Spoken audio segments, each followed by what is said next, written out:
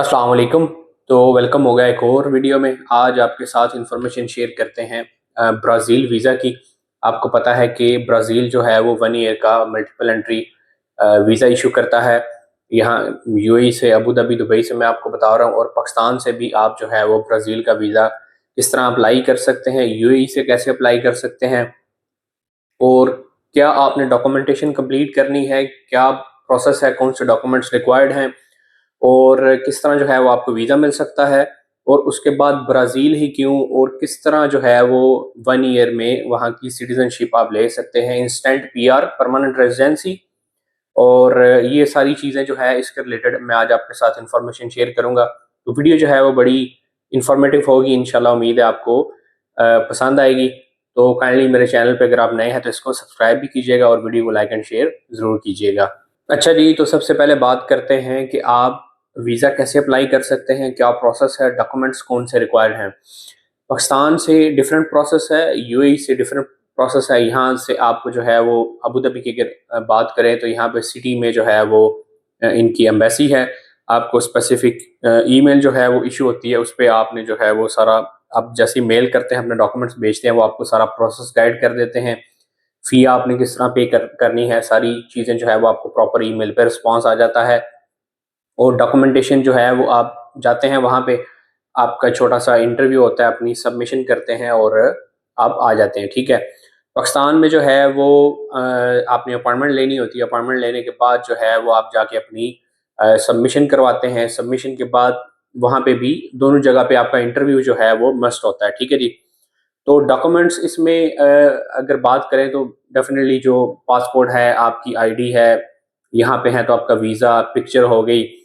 फिर आ जाती है आपकी प्रोफ़ाइल, आइदर जॉब प्रोफ़ाइल या बिज़नेस प्रोफ़ाइल। जॉब प्रोफ़ाइल है तो एनओसी, सैलरी स्लिप्स वगैरह। बिज़नेस है तो ज़ाहिर-सी बात है, business license, business registrations. Pakistan में है तो आपका एनटीएन, टैक्स रिटर्न्स, और अगर यूएई में है साथ आप टेनेंसी, कॉन्ट्रैक्ट और ये सारी चीज़ें जो है वो अटैच कर सकते हैं। और बाकी जो है आपकी बैंक स्टेटमेंट वगैरह। तो जो जनरल डॉक्यूमेंटेशन शेंजन के लिए आप कह लें रिक्वायर होती है, वही ब्राज़ील के लिए रिक्वायर होती है। लेकिन इसमें एडिशनल चीज़ ये हो जाती है कि आपका जो है वो बेसिक सा इंटरव्यू होता है। अब आता है क्वेश्चन कि आपको वीज़ा कैसे मिलेगा? एक तो आपकी डेफ़िनेटली वो प्रोफ़ाइल सारी चेक करेंगे।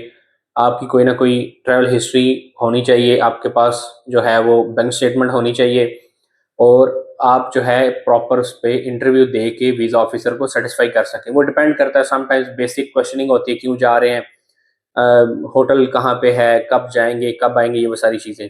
लेकिन जो ब्राज़ील के लिए जो मेजर हमें जो चीज़ को नज़र में रखना चाहिए वो है आपकी बैंक स्टेटमेंट।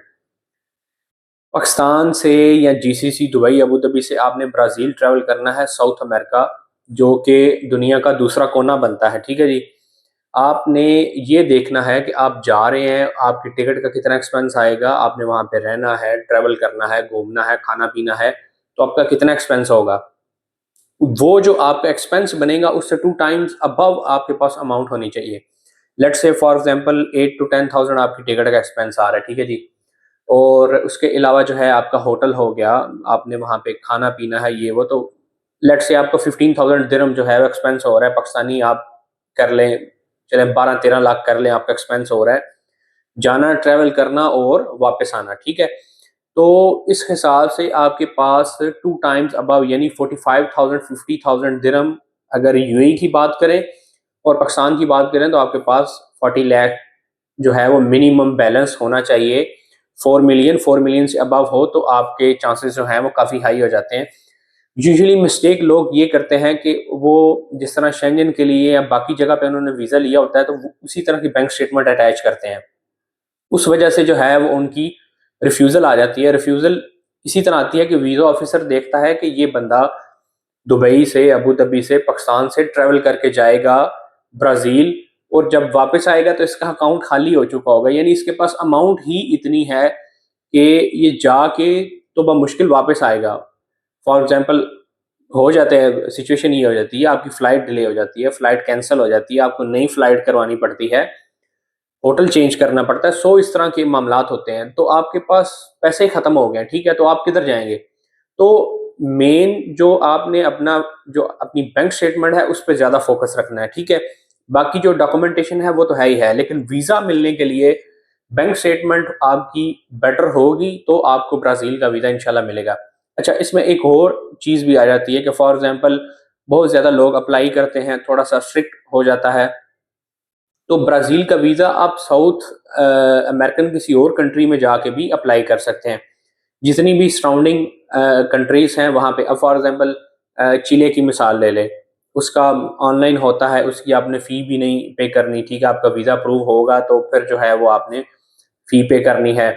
और बाकी आप मिसाल ले लें, अर्जेंटाइन की मिसाल ले लें, बोलीविया, अ, और भी सराउंडिंग में काफ़ी सारी कंट्रीज़ हैं, ठीक है? तो आप वहाँ जाके तो वहाँ से भी ब्राज़ील का वीज़ा अप्लाई कर सकते हैं। वहाँ से आपके लिए ज़्यादा आसानी हो जाती है, ईज़िली इसलिए मिल जाता है कि आप ऑलरेडी साउथ अमेरिकन कंट्री में मौजूद हैं, आपके पास फंड्स भी हैं, वहाँ से आपका एक्सपेंस भी कम आएगा, तो वहाँ से जो है वो ईज़िली मिल जाता है।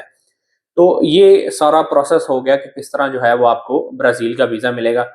ट्रैवल हिस्ट्री जो है वो मस्ट होनी चाहिए, तो उसके बगैर जो है वो आपके चांसेस लो हो जाते हैं अनटिल अनलेस आप किसी नेबरिंग कंट्री में जो है वो साउथ अमेरिकन में गए हुए हैं। काफ़ी सारी कंट्रीज़ के जो है वो ई वीज़ाज़ हैं पाकिस्तानियों के लिए, और कुछ एक आध ऐसी कंट्री है जिसमें पाकिस्तानी विदाउट वीज़ा जा सकते हैं, लेकिन वो चूँकि ट्रैवल रूट नहीं बनता, ठीक है, वो प्लान नहीं बनता, टिकट बहुत ज़्यादा एक्सपेंसिव हो जाती है, चांसेस होते हैं डिपोर्टेशन के, तो ये उसमें जो है वो रिस्क आ जाता है, ठीक है।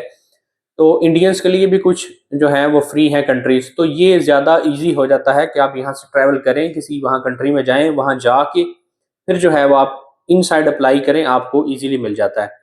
तो ये तो हो गया ट्रैवलिंग की सिचुएशन, डॉक्यूमेंट्स और ये सारी चीज़ें।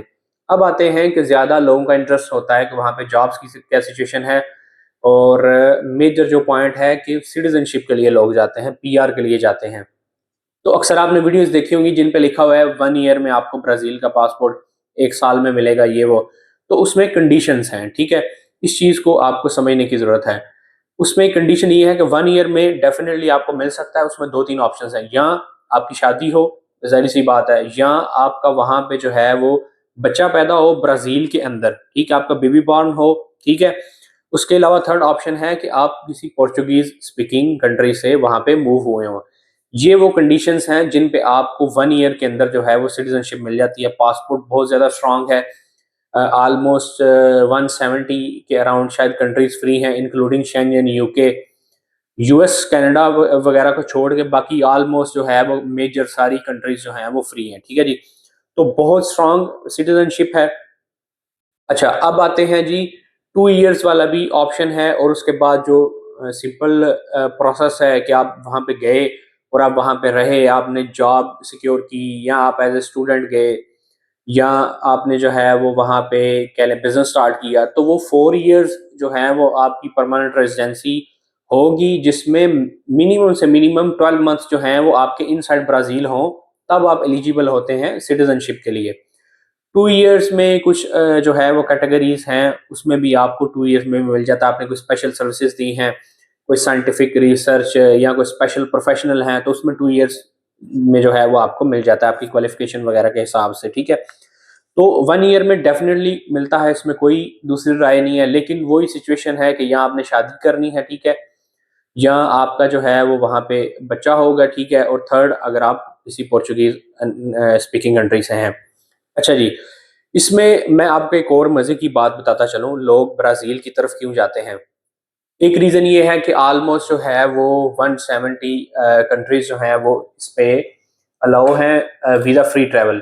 16 इसकी रैंकिंग है अभी हैनले पासपोर्ट पे, 170 डेस्टिनेशंस जो हैं वो फ्री हैं, और इसमें अल्लाह आपका भला करे, बिल्कुल यूएस, कनाडा, ऑस्ट्रेलिया को छोड़ के, तो बाकी जो है वो ऑलमोस्ट आपको जितनी भी मेजर कंट्रीज़ हैं, यूरोप सारा हो गया, ठीक है, शेंजन सारा हो गया, और यूके, आयरलैंड वगैरह, रशिया, चाइना, ठीक है जी, ये सेंट्रल एशियन कंट्रीज़, और मेजर जो अफ्रीकन कंट्रीज़ हैं वो भी, ठीक है जी। तो एक तो ये हो गया कि नेशनैलिटी जो है सिटीज़नशिप बहुत स्ट्रॉन्ग है, और दूसरी ये सिचुएशन है कि जो भी ब्राज़ीलियन है और ब्राज़ील के अंदर रह रहा है, उसने ब्राज़ील से बाहर अगर कोई क्राइम किया भी है, ठीक है, तो जब for example Asian country Pakistan की मिसाल ले लें, आपके पास ब्राज़ीलियन सिटीज़नशिप है, पाकिस्तान में आपने कोई क्राइम किया हुआ है, ठीक है? और आप जो है वो ब्राज़ील में रह रहे हैं, तो ब्राज़ील की गवर्नमेंट, पाकिस्तान की गवर्नमेंट जब रिक्वेस्ट करेगी तो ब्राज़ील की गवर्नमेंट उस आपको हैंडओवर नहीं करती, ठीक है? तो ब्राज़ील की सिटीज़नशिप को लेके इसलिए लोग जो हैं वो काफ़ी ज़्यादा इसकी तरफ जाते हैं कि वो एक तरह से सिक्योर हो जाते हैं। ब्राज़ील के अंदर अगर आप कोई क्राइम करेंगे फिर तो ज़ाहिर-सी बात है वो आपको पकड़ेंगे ही पकड़ेंगे। लेकिन आपने आउटसाइड अगर कोई एक्टिविटी की हुई है, तो ब्राज़ील आपको हैंडओवर नहीं करेगा, ठीक है?